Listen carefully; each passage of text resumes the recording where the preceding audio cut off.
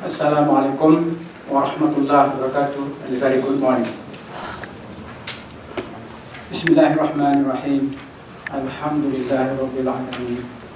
Wassalatu wassalamu ala ashrafil anbiya wal mursalin Sayyidina Muhammadin wa ala alihi wa sahbihi ajma'in. Yang berhormat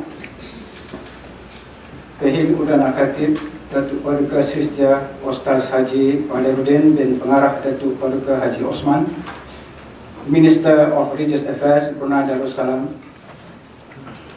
Yang Mulia Deputy Permanent Secretary Ministry of Religious Affairs,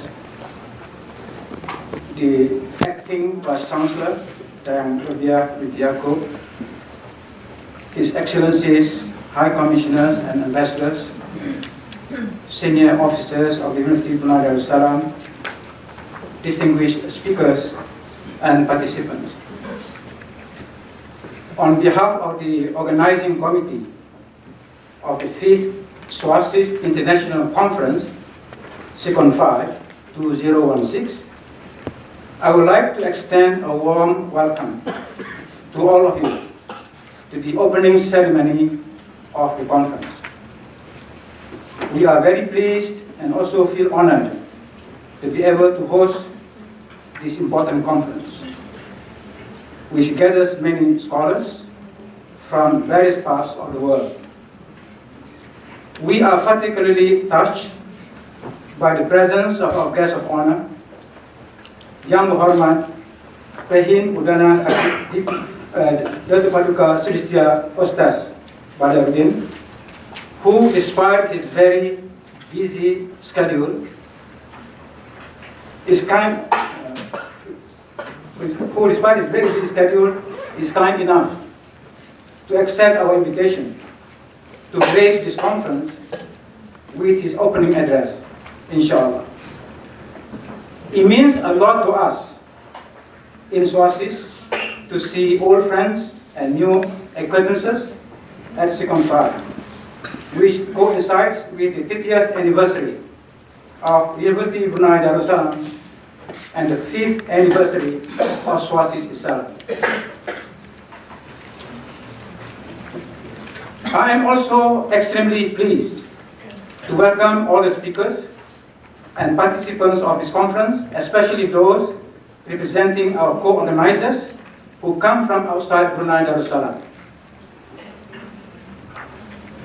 Like SICON 4 that was held in November 2014, SICON 5 is organized by SOASCIS in partnership with several other universities and academic institutions from different parts of the world.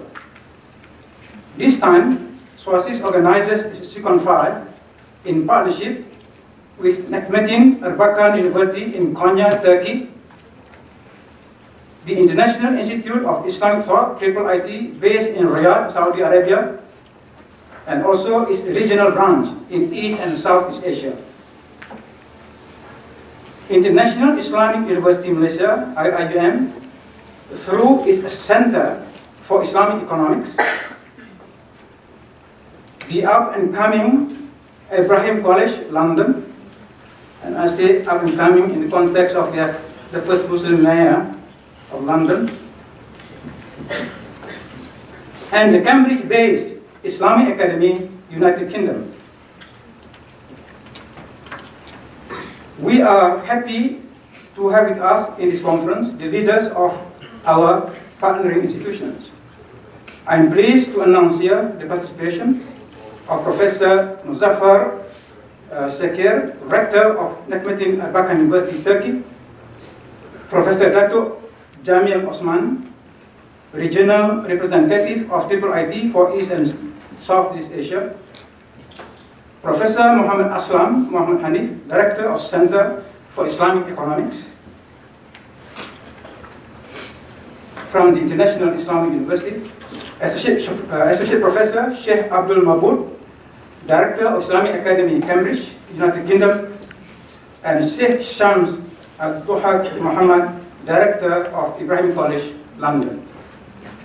There is no doubt that organizing an international conference in cooperation with as many as half a dozen other institutions is quite a challenging task. We know this from experience. But there are many good sides to this conference that we do not want to miss, and that instead we should take advantage of. As far as SOASCIS is concerned, and I'm pretty sure that this is also the case for UBD generally, the most immediate benefit that we can reap from this joint academic partnership in organizing conferences is improvement in our international networking and international profile. I'm sure that is also the view of our co-organizers when they agreed to make the decision to join us as partners in organizing SICON 5. We co-organizers all stand to benefit from this joint initiative, although we are of different institutional age, different size, different experience, and also influence. As for the theme of SICON 5, our choice of it shows our intention to preserve a certain continuity in our central concern in our SICON series, while raising each time new issues for our deliberation. The SICON series shows that right from the first conference in 2011, when it was masterly conceived and organized by Tan Sri, Professor Muhammad Kamal Hassan, who has been EVP of SOASCIS UBD from the beginning until now. There is our central concern with the issue of the challenge to Islamic education understood in its broadest sense in a rapidly changing world. Keeping track of the development of Islamic studies globally during the last few days, we have no doubt that in quantitative terms, academic programs in tertiary education institutions dealing with one or more aspects of Islam and its culture and civilization have seen a tremendous increase. However, with the increase in number, competition for funding becomes stiffer. This competition is made more challenging as it is inescapably linked to competition for academic ranking. As a result, government-funded Islamic studies programs have come under closer scrutiny to improve on their respective key performance indicators. For various reasons, Islamic studies programs are under increasing pressure to remain relevant and competitive. Yet, some of these programs continue to remain indifferent to the challenges now facing all academic courses in universities and challenges in light of present and possible future challenges to Islamic studies. SOASCIS proposes for this conference this year to deal with the theme innovation and entrepreneurship in contemporary Islamic studies, possibilities in light of the traditional ideas of Ijtihad, which I translate here from the viewpoint of knowledge as intellectual creativity, Tajdid, renewal, Islah, reformation, and Bid'ah, innovation, the good innovation. SICON 5 would therefore be very helpful, would be a very helpful academic and scholarly event to academic leaders of both traditional and Islamic studies programs who are in search of new ideas and insights on how to renew, change, or transform them to meet the needs of contemporary society. SICON 5 has the following objectives. First, to explain the meanings and necessity of innovation and entrepreneurship as these ideas are applied to the field of Islamic studies. Number two, to provide a theoretical discussion of the ideas of Ijtihad, Tajdid, Islah, and Bid'ah with a view of examining the relevance of each of them to the pursuit of innovation and entrepreneurship in Islamic studies at the levels of both ideas and practices.